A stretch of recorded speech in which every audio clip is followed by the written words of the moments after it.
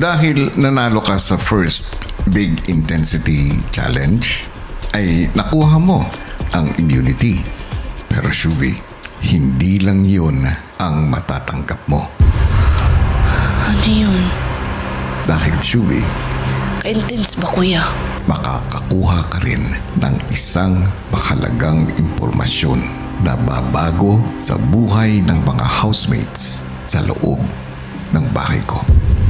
Nais kong ipaalam sa iyo na hindi lang 12 ang tao sa loob ng bahay ko. Taampak ko, kuya?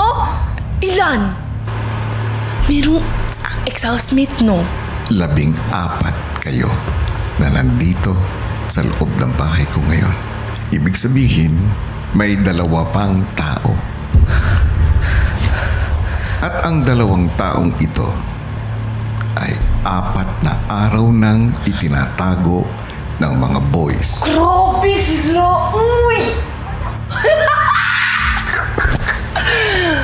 Kaya pala ayaw nila kami papasukin sa boys' bedroom. Yung itinatago nilang mga boys, ito ang inyong weekly task. Pag malaman ba ng mga girls, talo na? Hahayaan ko ang mga boys na sila ang magsabi sa'yo. Okay, kuya. Agad namang pinatawag ni Kuya ang weekly task leaders sa sina River at Will sa confession room. Nasa puntong ito, alam na rin ni Shuvi ang inyong secret weekly task.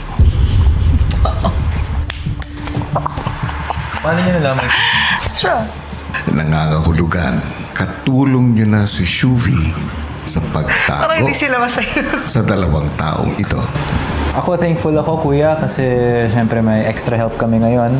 Sobrang magiging malaking help po itong si Shuvi sa amin.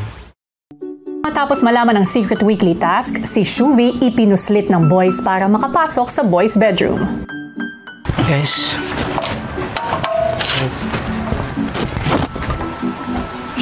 Guys. Bakit na dito?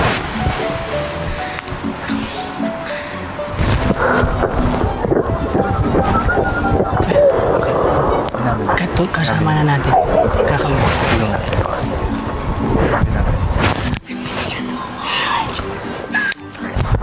Ano?